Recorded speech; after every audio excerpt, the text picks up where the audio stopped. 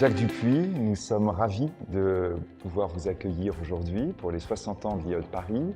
Vous êtes sorti de l'IAE vous-même en 1988 avec maintenant ce que nous appelons un MBA MAE. À l'époque, on appelait ça un DESS CAE, mais on va garder cette notion de MBA MAE qui recouvre exactement ce que vous aviez étudié ici. Vous êtes aujourd'hui président de Canal+ International. Si l'on devait commencer en revenant sur cette période qui était celle où vous finissiez, où vous étiez dans vos études, pourquoi aviez-vous choisi l'IAE de Paris à ce moment-là? Alors en fait, bon, c'est un peu ancien, mais j'avais fini mes études.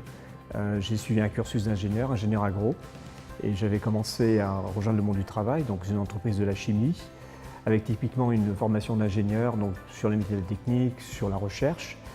Et tout d'un coup, je me suis retrouvé dans l'entreprise, donc à une fonction commerciale, en m'apercevant que à la fois ma formation d'ingénieur m'aidait à comprendre le secteur dans lequel je travaillais, mais qu'il me manquait énormément de savoir et de points de repère par rapport à ce qu'est l'entreprise. Donc j'ai cherché une formation complémentaire qui puisse à la fois me permettre de continuer mon job, parce que j'aimais bien le job que je faisais, et avoir ce volet, découvrir ce qu'est l'économie de l'entreprise, la gestion, la stratégie, des tas de choses dont on parle dans l'entreprise et dont on n'avait pas du tout parlé dans mon école d'ingénieur. En se replongeant à l'époque, si aujourd'hui vous essayez de retrouver votre meilleur souvenir ou vos meilleurs souvenirs de votre passage à l'IAE de Paris, ce serait quoi? Alors ça a été, je vais me référer à nouveau à cette formation d'ingénieur qui était un cursus assez classique. Et j'ai découvert l'IAE, un endroit où il y avait des travaux de groupe, où les profils étaient très différents. On n'était pas tous ingénieurs, mais il y a des gens qui venaient de secteurs très différents, avec des cursus différents. Donc pour moi, c'était vraiment cette découverte d'une plus grande diversité dans les cursus et des partages, notamment au travers des travaux de groupe qui étaient assez fréquents à l'époque et où on avait des mises en commun très intéressantes et très riches. Donc je pense que c'est ça vraiment qui a été l'ouverture. Il y a eu bien entendu tous les domaines complémentaires que j'ai découverts qui étaient aussi intéressants. J'ai découvert le contrôle de gestion qui m'a été très utile par la suite. Mais si je dois sortir un souvenir, quelque chose qui m'a marqué plus fortement, c'est cette diversité et ces travaux d'équipe qui étaient vraiment une autre façon d'approcher les problèmes. Alors aussi, justement, là, en embrayant un petit peu sur ce que vous disiez, la question d'ailleurs que peuvent se poser nos étudiants en disant « mais au fond, tout ce que je fais, est-ce que ça va m'apporter quelque chose? Est-ce que ça va me servir à quelque chose ?» Est-ce que là, vous pouvez justement dire que ce que l'IAE de Paris a pu vous apporter, on va dire pendant votre carrière, hein, et peut-être pas uniquement maintenant, mais tout au fil de la carrière? Très concrètement, il s'est trouvé que pratiquement à la sortie de l'IAE, j'ai changé de job et on m'a proposé de prendre un job de directeur commercial et marketing, où là j'ai pu dès le départ utiliser les acquis de l'IAE. Puis ensuite je suis devenu patron de cette petite entité qu'on m'avait confiée. Donc en l'espace de 2-3 ans, finalement tout ce que j'avais appris de manière un peu théorique, mais finalement quand même assez pratique, parce que c'est aussi ça un des intérêts de l'IAE, c'est l'enseignement est quand même pratique. On n'est pas sur la théorie très éloignée de la vie d'entreprise, on est sur des choses, des outils, on apprend des outils qu'on va pouvoir utiliser rapidement. Donc voilà, moi, les 3 années qui ont suivi m'ont permis d'utiliser ce bagage, d'être plus à l'aise pour faire ce premier virage professionnel, passer d'un job qui était purement commercial, puis assez technique, dans un domaine technique, à un travail de manager, de gestionnaire, et qui a été après le fil conducteur de mon parcours professionnel, puisque depuis cette époque-là, j'ai toujours eu des jobs en relation avec des responsabilités opérationnelles d'entreprise. Comment vous êtes arrivé à ce poste d'aujourd'hui, c'est-à-dire président de Canal+ International? Vous nous le dites déjà, on le comprend entre les mots que vous utilisez, que vous n'avez pas du tout commencé dans ce secteur. Non, pas du tout. Et en fait, j'ai eu une trentaine d'années de vie professionnelle dans la chimie, dans l'agriculture, mais essentiellement à l'international. Quand j'ai rejoint cette petite entreprise qui s'appelle Ceres, dont j'ai pris la responsabilité, c'est une entreprise petite, elle faisait à l'époque 7-8 millions d'euros de chiffre d'affaires, mais avec déjà une perspective de pouvoir l'internationaliser. Donc ça a été la première fois où j'ai découvert qu'il y avait des marchés intéressants, des choses à prospecter. Et puis après, je suis parti vivre à l'étranger. J'ai passé 8 ans en Asie, en Inde, au Japon. J'ai aussi travaillé sur les pays de la région. Je suis revenu en Europe où je me suis occupé à ce moment-là de l'Europe, de l'Afrique, du Moyen-Orient. Donc un parcours professionnel qui est devenu très international, en changeant de produit, mais en gardant ce fil conducteur international. Puis j'ai rejoint un laboratoire vétérinaire qui s'appelle Vétoquinol, qui est connu dans le monde de la santé animale, puisque aujourd'hui c'est le 9e laboratoire français. D'ailleurs la France est bien placée dans ce domaine, où j'ai eu un rôle de CEO. Donc j'ai changé de métier à nouveau, mais toujours avec un fil conducteur international, puisque ce groupe vétérinaire fait plus de 80% de son chiffre d'affaires à l'international. Et la télé, ça s'est fait un petit peu par hasard. Canal+, un groupe qui est très fort en France, qui a toujours eu ses racines en France, et qui a longtemps considéré que l'international n'était pas quelque chose d'important. Et l'ancien patron, donc, qui m'a fait venir et que je connaissais, parce que évidemment il y a quand même une notion de réseau qui intervient à un moment donné, cherchait quelqu'un qui ait cette culture de l'international, qu'il n'avait pas dans le groupe. C'est comme ça, donc je suis passé, et donc j'avais ma culture nationale, et j'ai appris le métier de la télévision. Voilà. Et ce métier-là, ce métier des médias, c'est d'abord un métier probablement que vous avez vu évoluer, y compris d'ailleurs la position de Canal+, et encore plus à l'international. Oui, oui. Donc c'est un métier, je pense que tous les professionnels vous le diront aujourd'hui. Bon, la tarte à la crème, c'est le digital, mais c'est pas une tarte à la crème. Aujourd'hui, on est vraiment... Alors, je peux en parler dans mon domaine, mais je pense que c'est vrai dans beaucoup de domaines d'activité industrielle, dans une mutation de plus en plus rapide.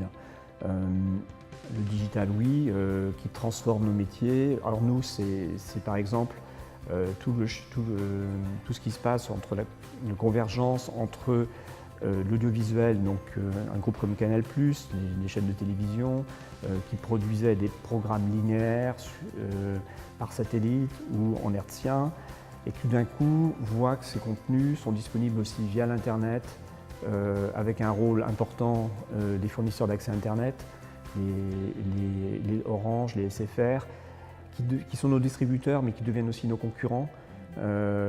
Puis derrière les GAFA, YouTube, qui est le premier diffuseur de vidéos dans le monde, des entreprises comme Netflix, qui aujourd'hui investissent en contenu, grosso modo le chiffre d'affaires de Canal+, donc des moyens très importants. Et puis toute une série de nouveaux acteurs qui arrivent, qu'on ne connaît pas encore vraiment, mais qui viennent chambouler les frontières de nos métiers. Je pense que la plus grosse transformation, c'est qu'on avait des entreprises assez cadrées en termes de chaîne de valeur. On partait d'un amont, on allait vers un aval, on trouvait soit une autre entreprise dans le B2B où on trouvait des consommateurs, et aujourd'hui on peut pratiquement assembler ce qu'on veut. On voit Amazon vient sur notre secteur, Amazon investit dans l'audiovisuel pour fidéliser ses abonnés à un service qui s'appelle Amazon Prime, qui est un service de livraison, mais vient en fait capter une partie de nos chaînes de valeur. Donc des choses auxquelles je pense qu'on n'avait pas pensé et personne n'avait pensé il y a 5 ou 10 ans. Et je dirais que ça s'accélère, parce que cette convergence, on en parle, c'est ces nouveaux acteurs, le fait qu'aujourd'hui l'argent n'est pas cher, donc par rapport à des schémas traditionnels, les entreprises se développaient sur des schémas de rentabilité. Aujourd'hui, on valorise la croissance. On valorise la croissance même si à un moment donné, il n'y a aucun modèle économique derrière, parce que les liquidités sont importantes, parce qu'on se dit qu'un jour, on va arriver à monétiser cette croissance, ce business, sans trop savoir aujourd'hui. Donc, ça décuple les développements. La technologie est là, avec des choses qui sont, je pense, très fondamentales, dont on ne mesure pas vraiment encore les impacts. L'intelligence artificielle, qui va venir chambouler énormément de métiers. Pour nous, par exemple, si on prend dans notre fonctionnement, on a des relations avec abonnés, donc on a des services de relations clients. Demain, je pense qu'on aura un avatar chacun de nous, dans nos différents services, on parlera à un avatar qui va grosso modo nous comprendre et gérer tous nos besoins de relations clients, qui va apprendre qui on est, etc. Donc des métiers qui risquent de fondamentalement changer, voire peut-être même disparaître. Et puis à nouveau des frontières d'entreprise qui deviennent de plus en plus floues. Parce qu'on avait des banques, on avait des opérateurs telco, des opérateurs audiovisuels, et demain, tout le monde va faire un peu le même métier. Les opérateurs telco font de la banque maintenant. Moi, je parlais aussi d'autres exemples de gens qui viennent sur nos chaînes de valeur. Donc un grand chamboulement et qui va très vite. Parce que en 5 ans, on voit la technologie bouger très très très vite. Et conceptuellement, je pense que c'est de plus en plus difficile de savoir ce qui va se passer dans 5 ans. Donc on est dans un monde de plus en plus ouvert. Et de ce point de vue, votre parcours, qui est original et qui est remarquable, vous diriez que le fait justement de ne pas avoir été toujours dans la télévision et au contraire d'avoir vu plusieurs secteurs, c'est un atout par rapport à ces changements qui font qu'en réalité le métier peut-être est complètement différent de celui que vous avez connu au démarrage de votre prise de fonction. Alors le fait de venir d'un horizon différent fait que je n'avais pas vraiment de présupposés en arrivant dans ce métier. Je suis arrivé avec la volonté d'apprendre et la nécessité d'apprendre et d'absorber ce qui faisait les principales caractéristiques de la télévision payante, mais pas que. Et n'ayant pas un historique très long, je n'ai pas forcément d'attache traditionnelle à ce qu'était le métier il y a 10 ans. Et puis l'autre chose, c'est ce que vous soulignez, c'est qu'en 5 ans, pour moi j'ai eu 2 ans et demi, où j'avais l'impression que c'était un métier assez classique et que j'avais une visibilité sur ce qui allait se passer dans les 10 ans qui viennent, et que là j'ai plus du tout cette certitude. Je pense que les 2 dernières années que je viens de passer me montrent qu'il y a énormément d'évolution. Donc il faut essayer de les capter. C'est pas forcément simple parce qu'on ne sait pas ce qui sera vrai dans 5 ans. On a des tas de gens qui vous expliquent ce qui va se passer. En réalité, il peut se passer des choses très très différentes. Investir dans les technologies et les nouveaux produits et les nouveaux services, c'est super intéressant.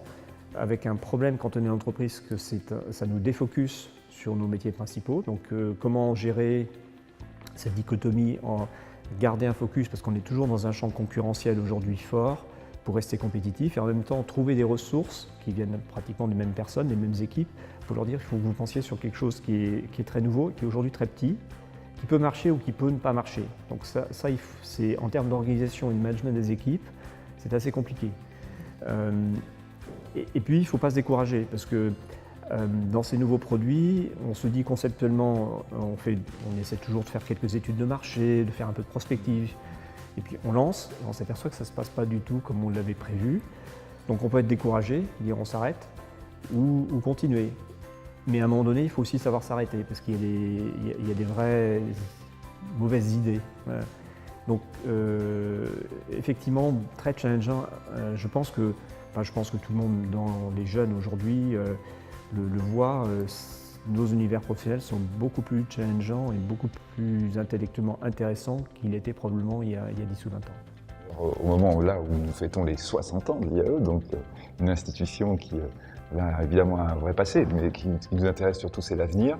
Là, en espérant d'ailleurs que votre formation à l'IAE continue de vous servir, si vous aviez 3 mots pour caractériser l'IAE de Paris, ce seraient lesquels? Bon, je vais toujours me référer à ce que j'ai connu.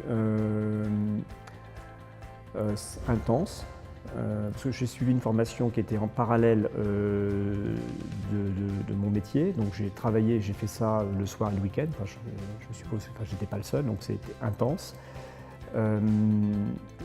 Ouvert, cette ouverture sur de nouvelles personnes, sur de nouveaux savoirs, et puis convivial, parce que c'était sympa, et j'en garde un très bon souvenir. Merci beaucoup d'être venu nous rejoindre pour ces 60 ans et surtout merci beaucoup d'être aujourd'hui pour demain. Demain commence aussi à l'IAE de Paris. Merci. Voilà, merci à vous. Merci.